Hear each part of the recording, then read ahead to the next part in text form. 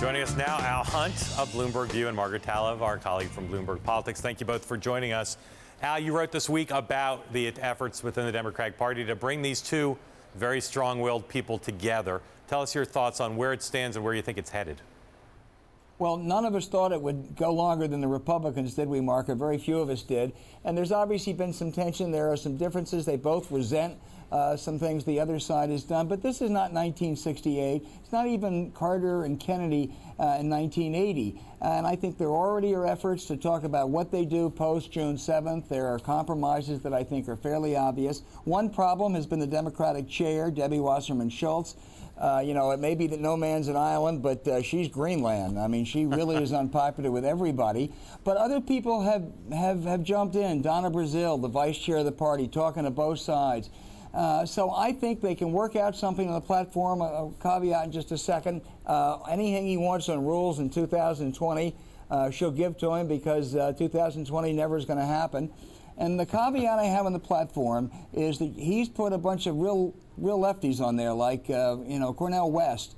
And if they start driving issues like the Israeli-Palestine issue, that'll really split the party, and it's up to Bernie to rein them in. Margaret, I was struck by, as the week ended, the reaction in the Clinton camp to the Cornel West appointment, and just a general negative feeling among some of the Clinton high command towards Bernie Sanders personally and his refusal to bend towards where they think he needs to go. There really is sort of, Clinton talks about the head and the heart sometimes, and in their heads they all still figure Bernie Sanders will come around, but in their hearts they're not 100% sure, and they're really frustrated about it. And I think one really interesting dynamic to watch is that of sort of Senator Elizabeth Sanders versus Elizabeth Warren. Elizabeth Warren and Bernie Sanders. Yeah, that's her name. We'll get those names straight. But Elizabeth Warren, there were so many questions about would she help Clinton or hurt Clinton, and would she come out in favor of Sanders, and was she going to sign up with Joe Biden and all this sort of stuff last summer. But now she's very strongly in this sort of supportive and championing role of whoever the Democratic nominee is, and that being clear that if it's Clinton, she'll be there for her. Whereas Sanders is really in a different position, and he has Ted Cruz's example to look at as how he does not want to return to the U.S. Senate. So those are factors that I think the Clinton camp is looking at as likely to bring him along. Hey, Mark, I just say one thing, though. Sure. Hillary Clinton has not said that Bernie Sanders' father assassinated John F. Kennedy. So I think there's a little bit less personal tension. Bernie, as mad as he is, and I think Margaret's absolutely right about that, he has told people, I'm not Ralph Nader. I don't want to be Ralph Nader. And what they care about is what they call the Bernie brand.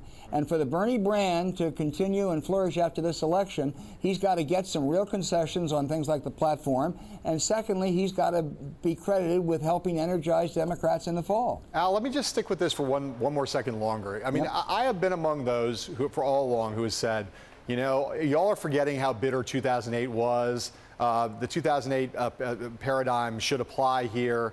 If Bernie Sanders gets to the end, fights to the end, there's some accommodations reached of the kind you're talking about on the platform and otherwise, and he endorses Clinton wholeheartedly and helps nominate her at the convention, that they'll all come together just like they did back in 2008. The one hitch to me, it seems, is not just on this platform thing. The thing that causes me to sometimes revise my view about that is just the extent to which Sanders how far he's gone in terms of painting her as corrupt and part of the oligarchy and the system that he's trying to revolutionize. And my question about that is, even if he does those things, does all the right things, will that actually convince the voters that he's been telling all year long, for a year and a half now, that she's basically almost as bad as Trump? Will that actually convince them to come over into her column with energy and conviction? Well, I don't know about the energy part, John, but I think he'll be able to draw a real distinction about he hates Trump, and he hates Trump as a genuinely evil man. I think he'll make that case. Jeff Markley, the only senator who's endorsed Bernie, says that he thinks if Bernie comes on board, and he's not predicting he's going to be defeated yet, that he thinks that most of the followers will follow. Not all, but most. And I think that's up to him. Look, he's going to say the system is rigged. I don't think the system really was rigged, but he'll get rules changes for 2020, which none of us will pay any attention to, and he'll say, well, at least we've partially unrigged the system. I think it's not hard to walk this back. It may be that emotions and personalities will prevent that, John, and we can't be sure, but I just think all signs point to Bernie Sanders not wanting to be Ralph Nader in 2016. Right.